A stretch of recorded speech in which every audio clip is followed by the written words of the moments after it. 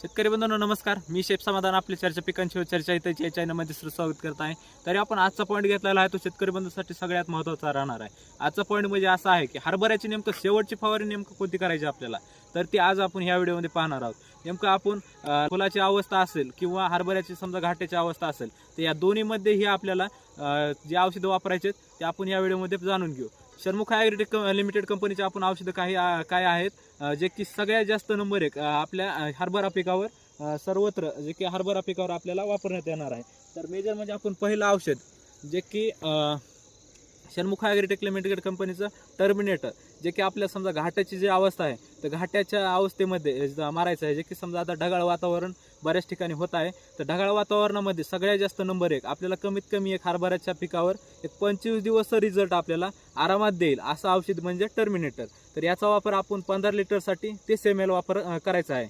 तर ह्याच्यामध्ये सेकंड जे आपण औषध वापरणार आहोत ते म्हणजे आपल्याला षण्मुख ॲग्रोटेक लिमिटेड कंपनीचं जामीनदार म्हणजे आपल्याला ह्यामध्ये फ्युलिक ॲसिड वगैरे येतं. तर यामुळे आपल्या पिकामध्ये जे आहे ते फुलधारणेचं काम ही होणार आहे व्यवस्थित, व त्याच्यामध्ये जे वाढ आहे किंवा जे नवीन जे समजा फुटवा करायचा आहे तर ही आपलं जामीनदार नावाची जी औषध आहे तर ही करून देईल. तर याचा वापर आपल्याला 15 लिटरसाठी कमीत कमी 60 ml वापरायचा आहे. ह्याच्यामध्ये तिसरं जे औषध असणार आहे आपलं ते मोक्ष आपण कालच्या व्हिडिओमध्ये बरीच काही ह्याबद्दल माहिती दिलेली आहे, जे की करपा, भुरी किंवा डावणी किंवा ब्लॅक रस्ट अशा 4 रोगावरही काम करतं. व तर मेजर म्हणजे आपण ही जी औषध आहे ती याचा वापर आपण 30 ml वापर करायचा आहे. 15 लिटरसाठी 30 ml औषध याचा वापर आपण करायचा आहे.